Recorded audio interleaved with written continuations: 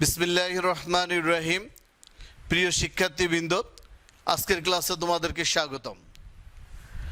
নিশ্চয়ই করোনাকালীন সময়ে বাড়িতে আছো, সুস্থ আছো, সুন্দর আছো। তোমাদের শিক্ষা কার্যক্রমকে আরও বেগবান করার জন্য আমাদের এই ছোট্ট উদ্যোগ। আজকের ক্লাস উপস্থাপনায় আমি মোহাম্মদ মতিয়ার রহমান, সিনিয়র সহকারী শিক্ষক, আইসিটি, যশোর শিক্ষা বোর্ড, সরকারি model school and college, Jessore.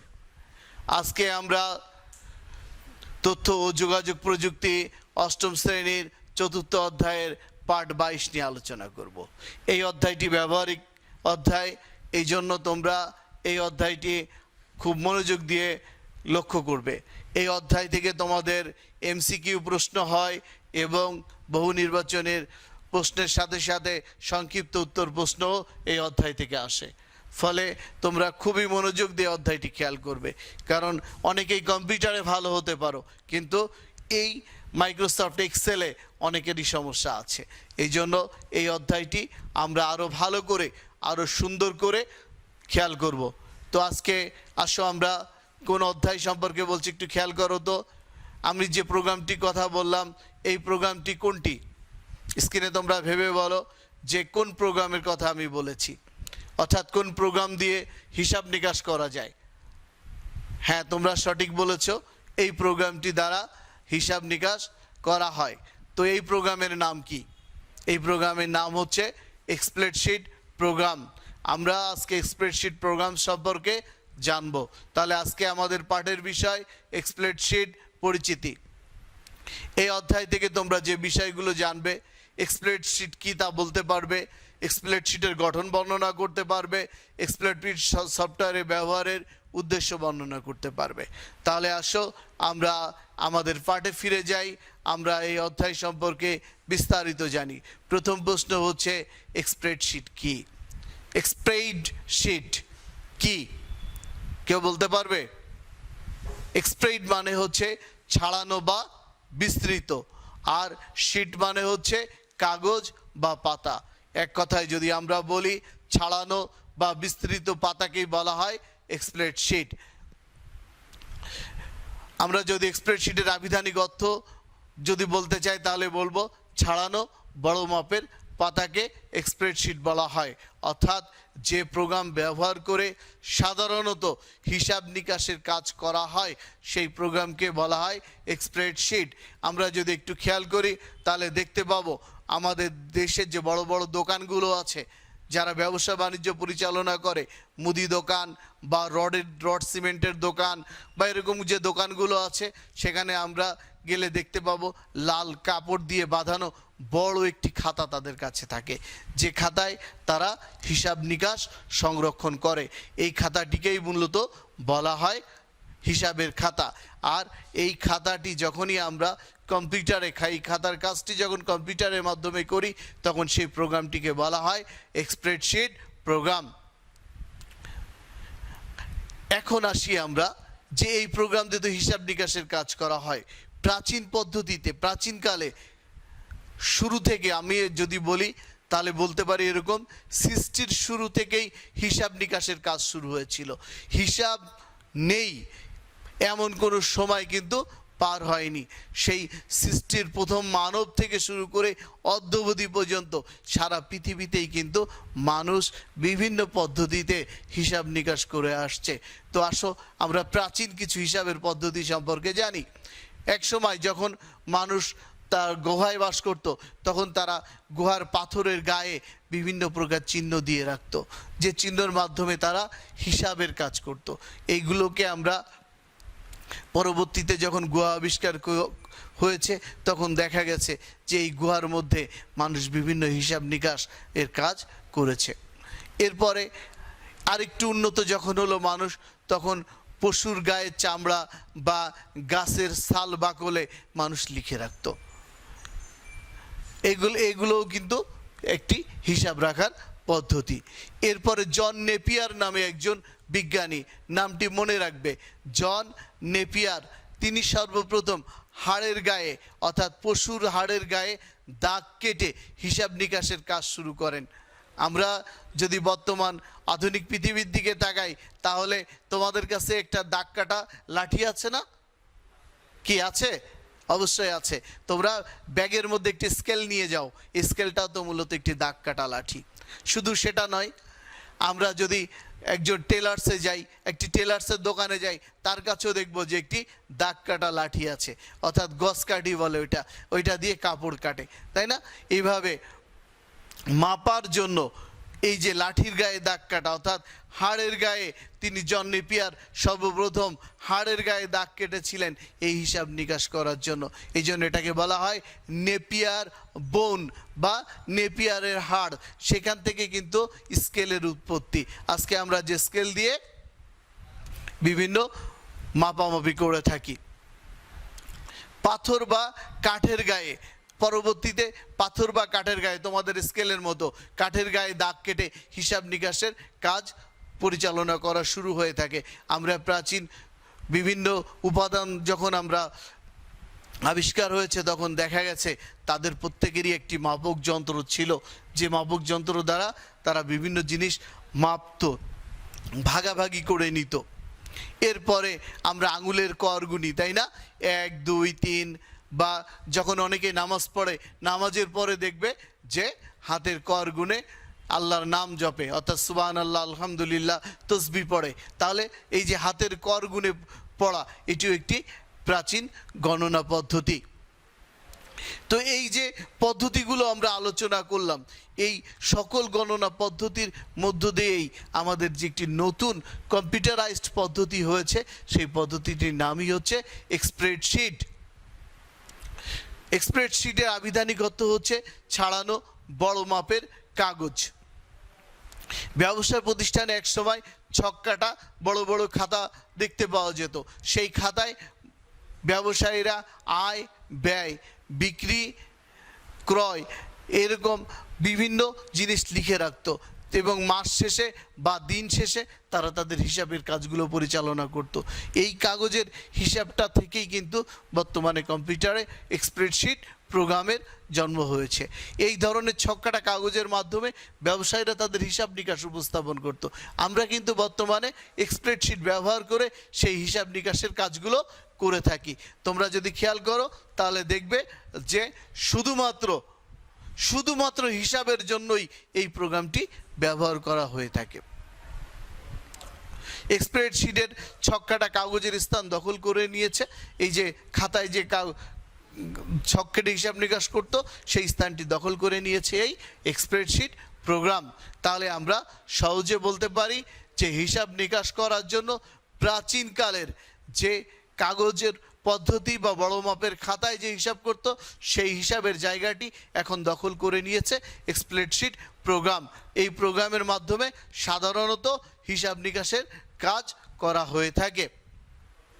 কম্পিউটারে হিসাব নিকাশের জন্য বিভিন্ন ধরনের প্রোগ্রাম রয়েছে, যেমন অ্যাপেল কোম্পানির ভিসিক্যাল রয়েছে, আবার মাইক্রোসফটের এক্সেল রয়েছে, আবার ওপেন অফিস ওআরজি রয়েছে, স্প্রেড, এরকম অনেক প্রোগ্রাম তোমরা বাজারে দেখতে পাবে। এই প্রোগ্রামগুলোকে মূলত একটি কাজে ব্যবহৃত হয়, সেটির নামই হচ্ছে হিসাব নিকাশ। স্প্রেডশিট হলো এক ধরনের কম্পিউটার প্রোগ্রাম, যে প্রোগ্রামের মাধ্যমে আমরা হিসাব নিকাশ করতে পারি। তাহলে প্রিয় শিক্ষার্থীরা, তোমরা এতক্ষণ ধরে স্প্রেডশিট সম্পর্কে বিস্তারিত জ্ঞান অর্জন করেছো। এরপরে আমরা স্প্রেডশিট সম্পর্কে আরও একটু আলোচনা করতে যাচ্ছি। এই স্প্রেডশিটকে বলা হয় ওয়ার্কবুক। তাহলে তোমাদের যদি প্রশ্ন হয় যে স্প্রেডশিট সম্পর্কে বর্ণনা করো, তাহলে তোমরা বলবে স্প্রেডশিট একটি হিসাব নিকাশের প্রোগ্রাম। এই প্রোগ্রামকে ওয়ার্কবুক বলা হয়। কি নাম? ওয়ার্কবুক। অর্থাৎ তোমাদের এমসিকিউতে যদি প্রশ্ন আসে যে স্প্রেডশিট প্রোগ্রামের অপর নাম কি, তাহলে তোমরা বলবে ওয়ার্কবুক। ভালো করে মনে রাখবে, স্প্রেডশিটকে বলা হয় ওয়ার্কবুক।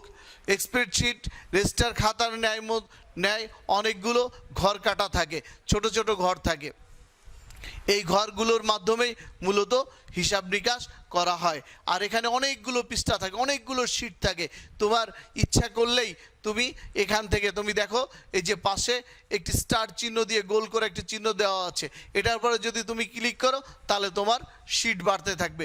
এরকম অনেক অনেক শীট এখানে আছে, তুমি তোমার ইচ্ছা মতো এখান থেকে শীট নিতে পারো এবং তোমার কাজগুলো করতে পারো। ওয়ার্কবুকে অনেকগুলো সারি এবং কলম থাকে। এখন প্রশ্ন হচ্ছে যে সারি আর কলম কি জিনিস, তো আমরা আরেকটু বিস্তারিত আলোচনা করব এর পরবর্তীতে। একটি স্প্রেডশিটে মূলত তিনটা জিনিস নিয়ে স্প্রেডশিট গঠিত হয়। তোমাদের যদি পরীক্ষায় প্রশ্ন আসে স্প্রেডশিটের গঠন বর্ণনা করো, তাহলে তোমরা বলবে স্প্রেডশিট হচ্ছে একটি বড় মাপের কাগজ যেখানে অনেকগুলো ছোট ছোট ঘর থাকে, আর তিনটা জিনিসের সমন্বয়ে এই স্প্রেডশিট গঠিত হয়। একটি নাম হচ্ছে কলম, একটার নাম রো, আরেকটি হচ্ছে সেল। মূলত স্প্রেডশিটের মূল উপজীব্য বিষয় হচ্ছে রো, কলম এবং সেল। এর মাধ্যমেই আমরা সাধারণত হিসাব নিকাশের কাজগুলো করে থাকি। এখন আসি রো, কলম এবং সেল কাকে বলে। তোমরা স্ক্রিনের দিকে খেয়াল করো, তোমরা দেখতে পাবে কিছু ছোট ছোট ঘর বা দাগ উপর থেকে নিচের দিকে চলে গেছে বা নিচের থেকে উপরের দিকে চলে গেছে। এই যে খেয়াল করো, তোমরা স্ক্রিনে দেখতে পাচ্ছ কিছু কিছু ঘর উপর থেকে নিচে, অর্থাৎ উপর দিক থেকে নিচের দিকে চলে আসছে বা অথবা নিচের থেকে উপরের দিকে, যেটাই বলো না কেন, এটাকে বলা হয় কলম। তাহলে আমরা এক কথায় বলতে পারি যে দাগগুলো উপর থেকে নিচের দিকে বা নিচের থেকে উপরে চলে গেছে তাদেরকে বলা হয় কলম। স্বাভাবিকভাবে তোমরা যদি আরসিসি পিলার দিয়ে একটি বিল্ডিং তৈরি করো তাহলে দেখবে সেই বিল্ডিংয়ে অনেকগুলো কলম থাকে। মূলত এই কলমই হচ্ছে এই বিল্ডিংয়ের মূল কাঠামো। এই কলমের উপরেই কিন্তু এই বিল্ডিংটি দাঁড়িয়ে থাকে। তাহলে আমরা সহজে বলতে পারি যে দাগগুলো উপর থেকে নিচের দিকে বা নিচে থেকে উপরের দিকে চলে গেছে তাদেরকে বলা হয় কলম। কলমগুলো সাধারণত খাড়া হয়ে থাকে। এবার দেখো খেয়াল করে, কিছু দাগ আছে ডান থেকে বামে বা বাম থেকে ডানে, যেটাই বলো না কেন, ডান থেকে বামে বা বাম থেকে ডানে চলে গেছে। এই দাগগুলোকে বলা হয় রো বা সারি। আমরা সকালবেলা অ্যাসেম্বলিতে দাঁড়াই, আমরা আমাদের যে গেম টিচার আছেন উনি কি বলেন যে সারিবদ্ধ হয়ে দাঁড়াও, অর্থাৎ সারি সারি হয়ে আমরা দাঁড়াই। যদি গাছ লাগানো হয় তাহলে বলা হয় গাছের সারিগুলো যেন সোজা হয়। যখন ধান লাগানো হয় তখনও কিন্তু তোমরা দেখবে কৃষকরা সুন্দর করে সারিবদ্ধভাবে ধান লাগায়, এদিক ওদিক করে লাগায় না, খুব সুন্দর করে সারিবদ্ধভাবে লাগায়। তাহলে দেখা হয় যে এর ফলনগুলো ভালো হয়। তাহলে আমরা এক কথায় বলতে পারি যে দাগগুলো ডান থেকে বামে চলে গেছে বা বাম থেকে ডানে গেছে সেইগুলোকে বলা হয় কলম, আর যে দাগগুলো উপর থেকে নিচের দিকে আসছে সেইগুলো হচ্ছে কলম, আর যে দাগগুলো ডান থেকে বামে বাম থেকে ডানে সেগুলো হচ্ছে সারি। সারি হচ্ছে ডান থেকে বামে আর কলম হচ্ছে উপর থেকে নিচে। এগুলো খুবই ভালো করে খেয়াল রাখবে। তাহলে আমরা দুটো জিনিস পেলাম, কলম পেলাম, সারি পেলাম। এরপরে দেখো অসংখ্য ছোট ছোট ঘর আছে, এই ঘরগুলোকে বলা হয় সেল। এই ঘরগুলোর নাম হচ্ছে সেল, অর্থাৎ কলম এবং সারি যেখানে যে মিলিত হয়েছে সেই মিলিত বা সংযোগ স্থানকে বলা হয় সেল বা ছোট ছোট ঘর। তাহলে আমরা সহজে বলতে পারি এক্সেলের মূল উপজীব্য বিষয় হচ্ছে রো, কলম এবং সেল। তিনটি জিনিস মিলে এক্সেল গঠিত হয়। এখন আমরা আরেকটি বিষয় খুব ভালো করে জানবো, এই সেলগুলোর কিন্তু আলাদা আলাদা নাম থাকে। এই সেলগুলোর কি থাকে? আলাদা আলাদা নাম থাকে। সেই নামগুলো কিভাবে হয় দেখো, আমরা যদি স্ক্রিনের দিকে খেয়াল করি তাহলে দেখতে পাবে যে কলমের শিরোনাম হয় অক্ষর দিয়ে। কি দিয়ে? অক্ষর দিয়ে। কলমের শিরোনাম হয় অক্ষর দিয়ে, যেমন এ বি সি ডি, এভাবে অক্ষর দিয়ে কলমের শিরোনাম হয়। আর সারির শিরোনাম হয় সংখ্যা দিয়ে। তাহলে কলমের শিরোনাম কি দিয়ে হয়? অক্ষর দিয়ে। সারির শিরোনাম কি দিয়ে হয়? সংখ্যা দিয়ে। রো বা সারির শিরোনাম হয় সংখ্যা দিয়ে, কলমের শিরোনাম হয় অক্ষর দিয়ে। এখন আমার প্রশ্ন হচ্ছে তাহলে সেলের নাম হয় কি দিয়ে? তাহলে সেলের নাম, ধরো এটি একটি সেল, তাই না? এই সেলটির আলাদা একটি নাম আছে, সেই নামটি কেমন হয় তোমরা খেয়াল করো যে এই সেলটির নাম কি। যদি আমি প্রশ্ন করি তাহলে তোমরা কি বলতে পারবে সেলটির নাম কি? খেয়াল করো, উপর দিক থেকে কি আসতেছে? বি, আর পাশ থেকে আসতেছে 3, তাহলে এই সেলটির নাম হচ্ছে B3। 3B না, কিন্তু খেয়াল করবে এই সেলটির নাম হচ্ছে B3, এই সেলটি হচ্ছে B3 সেল। আবার এই সেলটির নাম কি বলতে পারো? খেয়াল করে দেখো তো এই সেলটির নাম কি বলা যায় কিনা। হ্যাঁ, আমরা আবার খেয়াল করব, উপর থেকে নামবে, উপর থেকে নামতেছে E, আর পাশ থেকে যাচ্ছে 4, তাহলে এই সেলটির নাম হচ্ছে E4। এই সেলটির নাম কি? E4, এই সেলটির নাম হচ্ছে E4। তাহলে এই সেলটির নাম কি? খেয়াল করো, এই সেলটির নাম হচ্ছে, উপর থেকে আসতেছে D আর পাশ থেকে যাচ্ছে 8, তাহলে এই সেলটির নাম হচ্ছে D8। এভাবে প্রত্যেকটি সেলের আলাদা আলাদা নাম আছে, এই নাম ধরেই কিন্তু কম্পিউটার হিসাব নিকাশ করতে পারে। প্রিয় শিক্ষার্থীরা, তোমাদের একটি একক কাজ দেওয়া যাক। তোমরা এই পর্যন্ত যা শিখলে সেই বিষয় সম্পর্কে তোমরা লিখবে স্প্রেডশিট প্রোগ্রাম কি। স্প্রেডশিট প্রোগ্রাম কি, অথবা একটি ওয়ার্কবুক কিভাবে গঠিত হয়। একটি ওয়ার্কবুকের গঠন বর্ণনা করো, অথবা স্প্রেডশিট প্রোগ্রাম কি বর্ণনা করো। তাহলে এখানে কিন্তু দুটো প্রশ্ন, এই দুটো প্রশ্ন সংযুক্ত হয়ে একটি সংক্ষিপ্ত প্রশ্ন হিসাবে তোমাদের পরীক্ষায় পড়তে পারে যে স্প্রেডশিট প্রোগ্রাম কি, স্প্রেডশিট প্রোগ্রামের সুবিধা বর্ণনা করো, অথবা স্প্রেডশিট প্রোগ্রামের ওয়ার্কশিটের গঠন বর্ণনা করো। এরকম একটি প্রশ্ন তোমাদের পরীক্ষায় আসতে পারে। তোমরা খাতায় নিশ্চয়ই লিখে নিবে স্প্রেডশিট প্রোগ্রাম কি, স্প্রেডশিট প্রোগ্রামের ওয়ার্কশিটের গঠন বর্ণনা করো। এই প্রশ্নটি খাতায় লিখে রাখো। এখন আমরা আসি, আমরা তো পড়তেছি আইসিটি অর্থাৎ তথ্য যোগাযোগ প্রযুক্তি, তাহলে স্প্রেডশিটের সাথে সম্পর্ক কি? স্প্রেডশিটের সাথে আইসিটির অনেক সম্পর্ক রয়েছে, অর্থাৎ আমরা আইসিটির মাধ্যমে আমাদের বিভিন্ন তথ্য প্রক্রিয়াকরণ করতে হয়। এই তথ্য প্রক্রিয়াকরণ করার জন্য স্প্রেডশিট প্রোগ্রাম ব্যবহার করা হয়ে থাকে। অর্থাৎ তথ্য যোগাযোগ প্রযুক্তিতে তথ্য প্রক্রিয়াকরণ কারণে কাজ করার জন্য স্প্রেডশিট ব্যবহার করা হয়। অনেক সময় ব্যবসায়িক তথ্য উপস্থাপন করতে হয়, এই ব্যবসায়িক তথ্য উপস্থাপন করার জন্য স্প্রেডশিট ব্যবহার করা হয়ে থাকে। আবার গবেষণাগারে যখন সায়েন্টিস্টরা বিভিন্ন বিষয়ে গবেষণা করে, অর্থাৎ কোন পদার্থ কতটুকু পরিমাণ মিশাইলে কি উৎপন্ন হবে, কোন পদার্থের ভিতরে কতটুকু পরিমাণে কোন দ্রব্য আছে, এই সংখ্যাগুলো উপস্থাপন করার জন্য স্প্রেডশিট প্রোগ্রাম ব্যবহার করা হয়ে থাকে। এখন বন্ধুরা আসো আমরা তিনটা ঘটনা আমরা বর্ণনা করব। এই তিনটি ঘটনার পরে তোমরা স্প্রেডশিট ব্যবহারের উদ্দেশ্য বর্ণনা করতে পারবে। আমরা তিনটি ঘটনা শুনতে চাই। দেখো ঘটনাটি, নতুন কুড়ি বিদ্যালয়ের পরীক্ষার ফলাফল প্রস্তুত করা হয় রেজিস্টার খাতায়। নতুন কুড়ি নামে একটি বিদ্যালয় আছে, যে বিদ্যালয়ের পরীক্ষার ফলাফল প্রস্তুত করা হয় রেজিস্টার খাতায়। কিন্তু রেজিস্টার খাতায় ফলাফল কি করতে হয়? একজন শিক্ষকের, ধরো তোমার ক্লাসে 50 জন ছাত্রছাত্রী আছে, এই 50 জন ছাত্রছাত্রীর বিভিন্ন প্রকার তথ্য এনে ওই খাতায় লিখতে হয়, এবং গ্রেড, যেহেতু এখন গ্রেড ভিত্তিতে রেজাল্ট হয়, গ্রেড পয়েন্ট নির্ধারণ করতে হয়। এই খাতায় লিখতে গেলেই আমাদের অনেক ভুল হয়, তাই না? দেখা যাচ্ছে তোমরা একটি খাতা দেখতে পাচ্ছ, দেখো খাতাতে বিভিন্ন জায়গায় ফ্লুইড দেওয়া হয়েছে, অর্থাৎ ভুল হয়ে গেছে, বারবার সংশোধন করতে হচ্ছে। নিঃসন্দেহে এই যে ভুল সংশোধন করলে, এরকম ফ্লুইড দিলে সেই খাতাটি অপরিচ্ছন্ন হয়ে যায় এবং হিসাব নিকাশ সঠিক থাকে না। তাহলে আমরা একটি ঘটনা পড়লাম। দ্বিতীয় ঘটনা, বন্ধুরা তোমরা মনে রাখবে এই ঘটনাগুলো কিন্তু তোমাদের বইতে আছে। দ্বিতীয় ঘটনা হচ্ছে, দেখো মেসার্স আরএস এন্টারপ্রাইজ, যারা রড সিমেন্টের বিক্রি করে থাকেন, রড সিমেন্ট অর্থাৎ বিভিন্ন রড সিমেন্টের দোকান, তারা প্রতিদিন কোটি কোটি টাকার, লাখ লাখ টাকার রড সিমেন্ট বিক্রি করে থাকে। তাদের অনেক লেনদেন হয় বাকিতে, অনেক লেনদেন হয় নগদে। তো এই নগদ এবং বাকিতে তারা একটি রেজিস্টার খাতায় এইগুলো সংরক্ষণ করেন।